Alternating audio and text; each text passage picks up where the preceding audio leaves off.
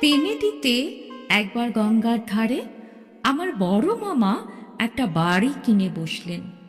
শুনলাম বাড়িটাতে নাকি ভূতের উপদ্রব, তাই কেউ সেখানে থাকতে চায় না।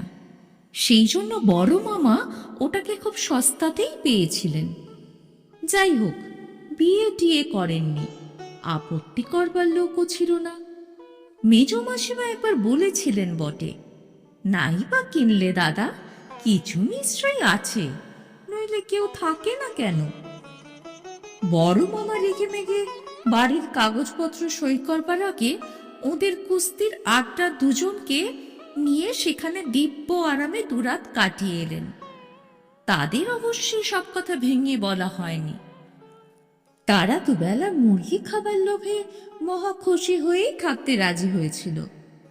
পরে আড্ডায় ফিরে এসে যখন বড় মামা ব্যাপারটা খুলে বলেছিলেন, তখন তারা বেজায় চটে গিয়েছিল। যদি কিছু হতো দাদা, গায়ের জোর দিয়ে তো ওনাদের সঙ্গে পেরে ওঠা যেত না।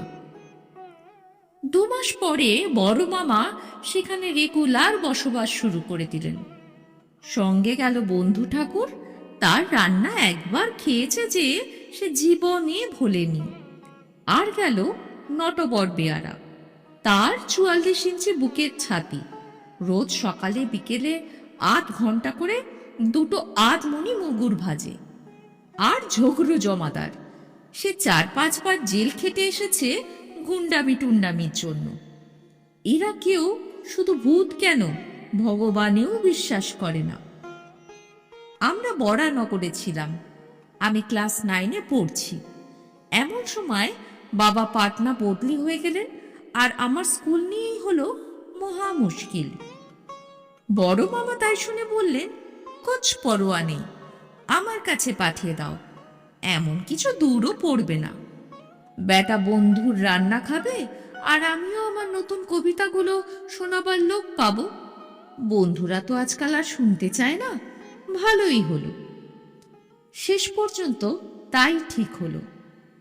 মায়েরা যেদিন সকালে পাটনা চলে গেলেন, আমার জিনিসপত্র বড় মামার ওখানে পাঠিয়ে দেওয়া হলো, আর আমিও সারাদিন স্কুল করে বিকেলে গিয়ে সেখানে হাজির হলাম।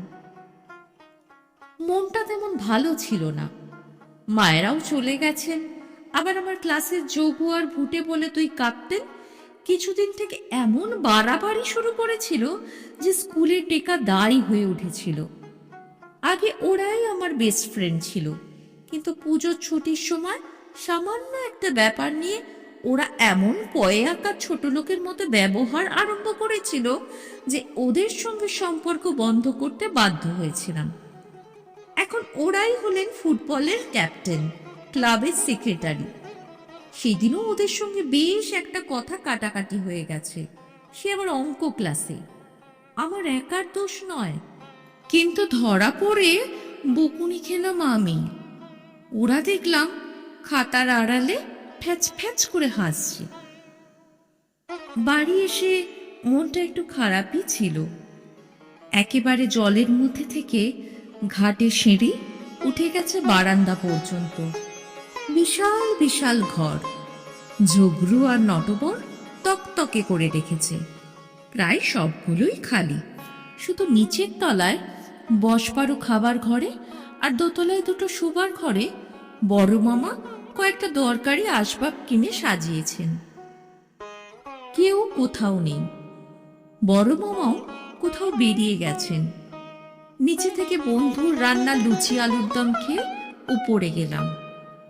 বই রেখে আমার ঘরের সামনে চওড়া বারান্দা থেকে দেখি বাগানময় ঝোপঝাপ, আম গাছ, কাঁঠাল গাছও গোটাকতক আছে।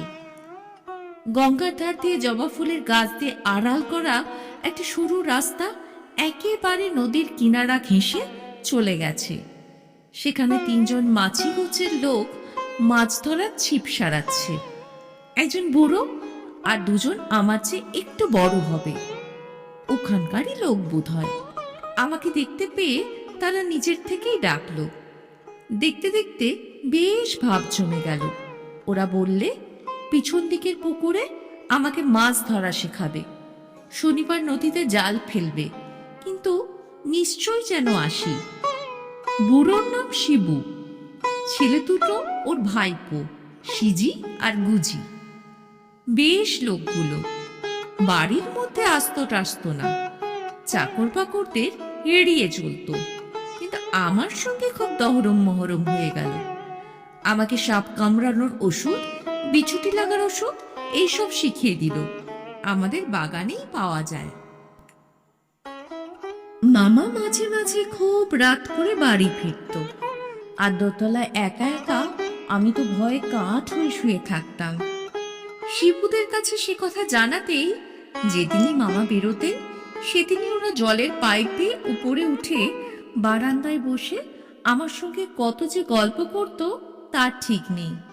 সব মাঝিদের গল্প, ঝড়ের কথা, নৌকাডুবির কথা, কুমির আসার কথা, হাঙর মারার কথা, সমুদ্রের কথা। ওদিকে স্কুলের ঝগড়া বাড়তে বাড়তে এমন হলো যে ওই যোগু, ভুটে আর নীলে বলে ওদের যে এক সাকরেত জুটেছে, এই তিনজনকে অন্তত আচ্ছা করে শিক্ষা না দিলে চলে না। শিবু বললে, বাবু এইখানে ডেকে এনে সবাই মিলে কষে পিটুনি লাগায়। বললাম, না রে, শেষটা স্কুল থেকে নাম কাটিয়ে দেবে, তার চেয়ে এখানে এনে এমনি ভূতের ভয় দেখায় যে বাচ্চাদন্তের চুল দাড়ি সব খাড়া হয়ে উঠবে। তাই শুনে ওরা তিনজনেই হেসেই লুটোপুটি। আমি বললাম, দেখ, তোদের তিনজনকে কিন্তু ভূত সাজতে হবে, আর আমি ওদের ভুলিয়ে ভালিয়ে আনবো, তোদের সব সাজিয়ে গুজিয়ে দেব।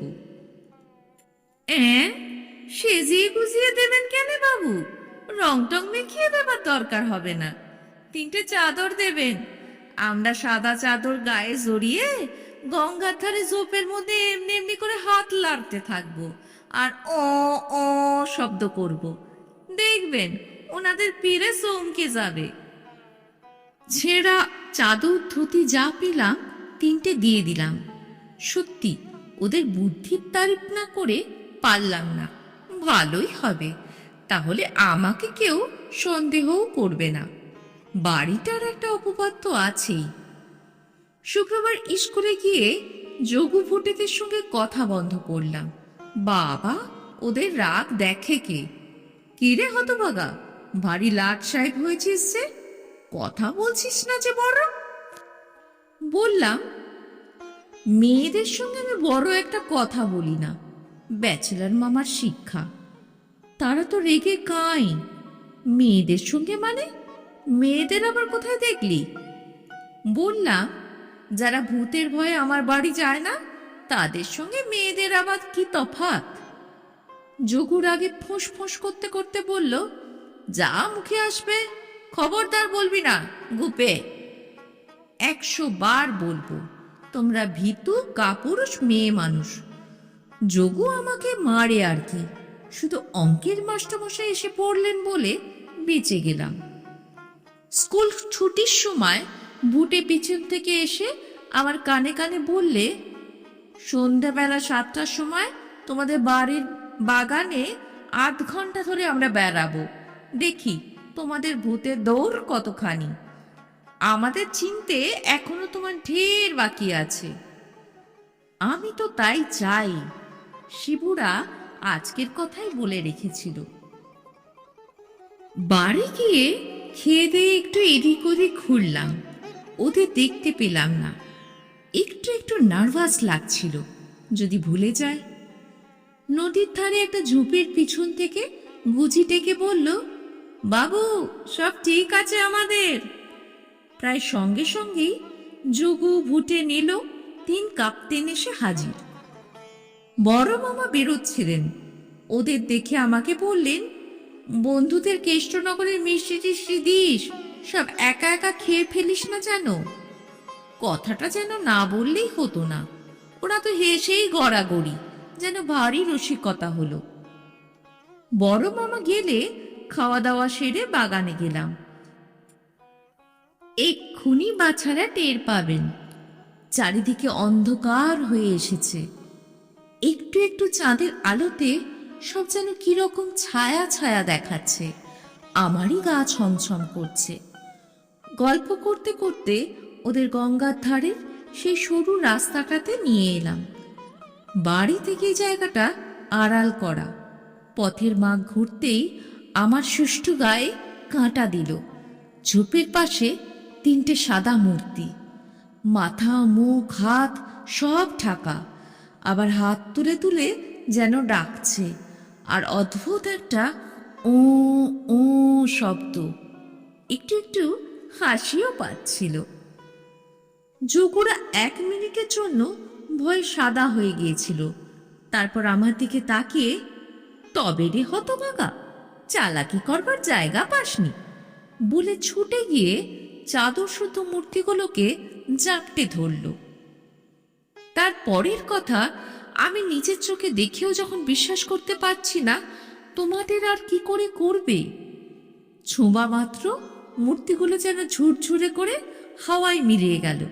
শুধু চাদর 3টে মাটিতে পড়ে গেল। যোগু ভুটে নিলেও তক্ষুনি মূর্ছা গেল।